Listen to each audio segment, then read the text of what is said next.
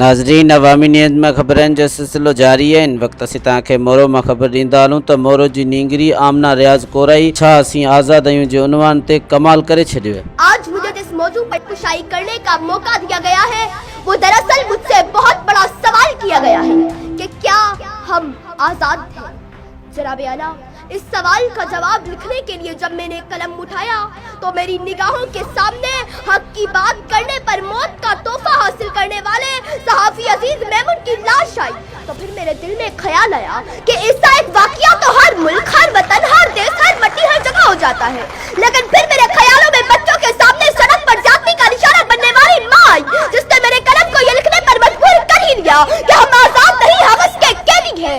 कि इतने में इस बात ने मेरे दिल को तसल्ली दी कि देखो, आजाद मुल्क में बैठकर नाशुक्री जैसे अल्फाज मत लिखना। अभी इस बात ने मेरे दिल को बहलाया ही था कि एटीएम मशीन के कैमरा से मुंह चुराने वाली वीडियो मेरे जमीन को झुंझाने लगी कि लिख तो हक लिख। ये सलाहुद्दीन अपनी पूरी कौम से मुंह चुरा कर कह रहा है कि जान की अमान पाऊं, एक बात कहूं, जहां जहनी तवाज़ुन ठीक न होने वाले शख्स को भी बेदर्दी से मारा जाए, वहां कोई आजाद नहीं। आज मैं मारा गया हूं, कल कोई और मारा जाएगा। इंसाफ का सोचना ही नहीं, बस मजम्मत से काम चलाया जाएगा, बस मजम्मत से काम चलाया जाएगा।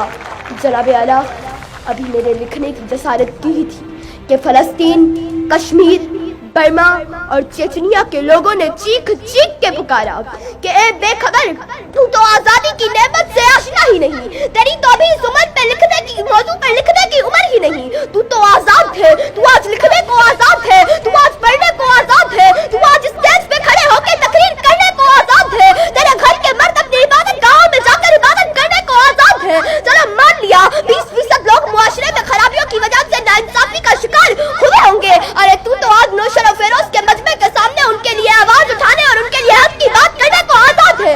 हमें तो ये हक नहीं कि हम बैतुल मुकद्दस पर अपना परचम लहरा सके, हमें तो ये हक भी नहीं कि हम श्रीनगर को अपनी मिल्कियत बता सके। अरे अगर आज तुमने इस कलम से खुद को आजाद ना लिखा तो याद रखो, तुमने 1947 की जदोजहद पर वार किया, तुमने लफ्ज आजादी को रुस्वा और एक बहुत बड़ी नेमत से इनकार किया, तुमने आजादी की गलत तशकील करके नाम बहुत बेकार किया, और तुमने खुद को कैदी कह के कलम का गलत इस्तेमाल किया। तुमने खुद को कैदी कह के कलम का गलत इस्तेमाल किया। जनाब आला, ये चीखें, ये आवाजें और ये पुकार मेरी समात से टकराई और मेरा हाथ कांपने लगा। कलम नीचे गिरा और मैंने इस मौजू पर लिखने से इनकार किया, और बिलाखिर मैं इस नतीजे तक पहुंची कि मैं इस ऐवान में बैठे हर एक शख्स को दोनों पहलू बताकर फैसला आप लोगों पर छोड़ा जाए कि क्या हम आजाद हैं।